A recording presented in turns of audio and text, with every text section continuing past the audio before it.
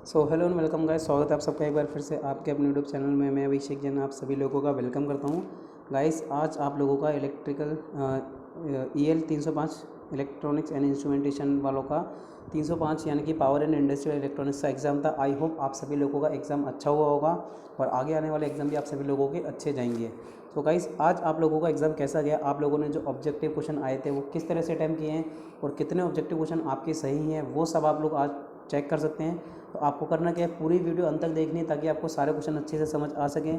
इसके अलावा जो भी दोस्त चैनल पे पहली बार विजिट कर रहा है जल्दी से चैनल को सब्सक्राइब करके बेल आइकन पे क्लिक कर दें ताकि जितने भी लेटेस्ट नोटिफिकेशन के अपडेट हो आप लोगों को मिलते रहे। आएगा सब अपनी वीडियो स्टार्ट करते हैं।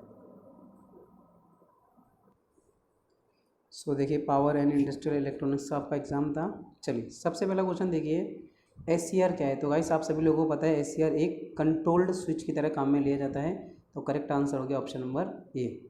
अगला क्वेश्चन, SCR में होल्डिंग करंट क्या होती है। तो गाइस होल्डिंग करंट हमेशा लैचिंग करंट से कम होती है, ध्यान रखेंगे। लैचिंग करंट से कम रखी जाती है होल्डिंग करंट। चलिए क्वेश्चन नंबर 2 अब देखते हैं। क्वेश्चन नंबर 3, चलिए क्वेश्चन नंबर 3 देखेंगे। UJT किस तरह से कार्य करता है। गाइस आपको पता है UJT as a relaxation oscillator काम में लिया जाता है। तो करेक्ट आंसर हो गया थर्ड का option number C. Option number 4, दो समान SCR को सीरीज क्रम में कनेक्ट करने किया जाता है, प्रत्येक को 90 डिग्री के एंगल पर, सब दोनों को 90 डिग्री के एंगल पर फायर करेंगे तो लोड पर वोल्टेज क्या प्राप्त होगा। गाइस लोड पर जो वोल्टेज प्राप्त होगा वो 0 प्राप्त होगा। क्वेश्चन नंबर 4 का आंसर होगा बी। क्वेश्चन नंबर 3, SCR शुद्ध ट्रिगरिंग के लिए सर्वाधिक उपयुक्त विधि कौन सी है। पल्स कंट्रोल, बायस कंट्रोल, फेज शिफ्ट कंट्रोल या बायस फेज शिफ्ट कंट्रोल। तो गाइस ट्रिगरिंग के लिए पल्स कंट्रोल, और वो भी गेट पे दी जाती है, तो पल्स कंट्रोल सबसे बेस्ट मेथड है।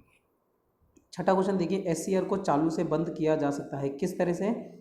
SCR को चालू से बंद करने के लिए हम लोग जीरो गेट करंट को, जो एनोड की करंट होती है उसको जीरो करके गेट करंट को जीरो हो जाएगी। तो गेट करंट को धीरे धीरे जीरो कर देते हैं जिससे कि आपका SCR धीरे धीरे टर्न ऑफ हो जाएगा।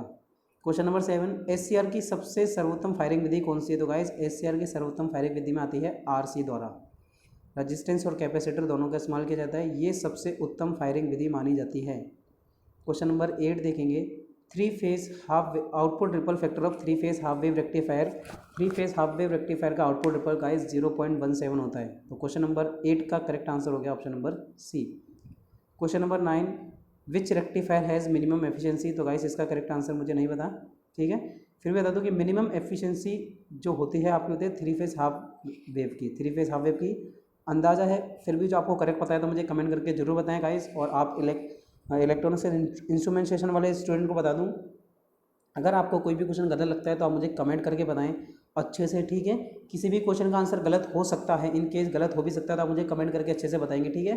किसी भी तरह से अभद्र भाषा का प्रयोग या अशालीनता का प्रयोग आप लोग नहीं करेंगे। Question number 10, the value of ripple factor of single phase half wave rectifier. Single phase half wave rectifier के लिए रिपल का मान होता है 1.21।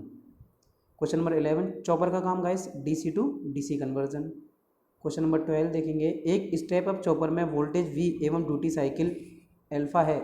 ड्यूटी साइकिल वैसे D लिखते थे बट यहाँ पे इसने अल्फा लिखा है, तो करेक्ट आंसर हो जाएगा V/1 minus alpha. V/1 minus alpha. Question number 12 का ए।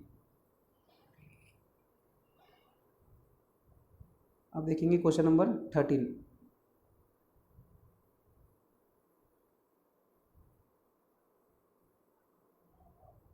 चलिए क्वेश्चन नंबर 13 देखेंगे गाइस, जोन्स चॉपर में उपयोग होने वाले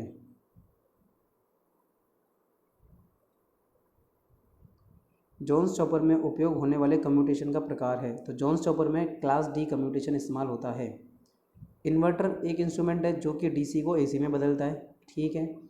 सीरीज इन्वर्टर किस तरह की वेवफॉर्म देता है guys, sine wave. Series inverter sine waveform देता है। Question number 16, the heart of inverter. तो इन्वर्टर का हार्ट किसे कहा जाता है, इसका करेक्ट आंसर होगा रेक्टिफायर सर्किट, ठीक है। रेक्टिफायर का आउटपुट मिलता है इन्वर्टर को, तो इसीलिए उसे रेक्टिफायर का हार्ट, सॉरी रेक्टिफायर को इन्वर्टर का हार्ट कहा जाता है।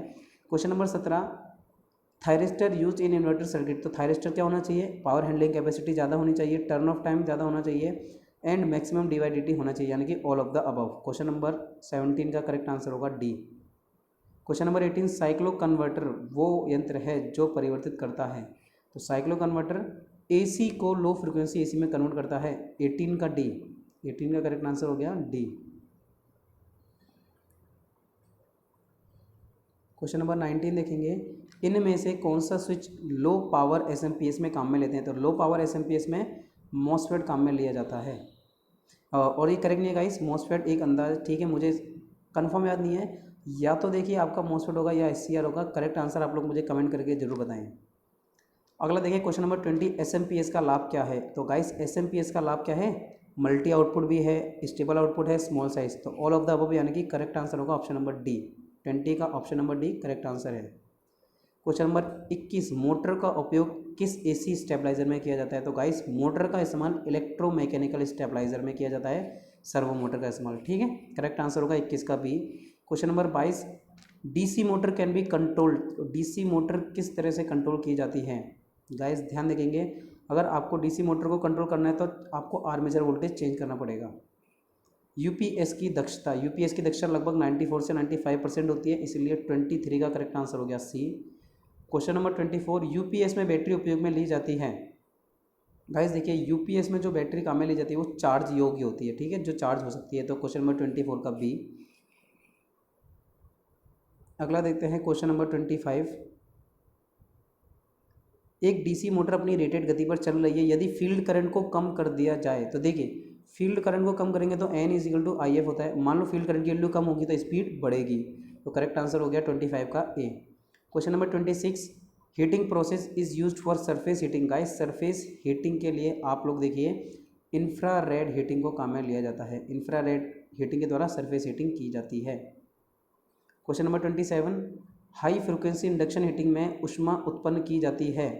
ये ऊष्मा उत्पन्न की जाती है इंडक्शन कॉइल के द्वारा, by induction coil. Question number 28, resistance welding में कौन सा ट्रांसफार्मर प्रयोग किया जाता है? Step up current transformer. Question number 28 का ए। क्वेश्चन नंबर 29, परावैद्युत तापन यानी कि डाइलेक्ट्रिक हीटिंग में हीटिंग कैसे आती है गाइस?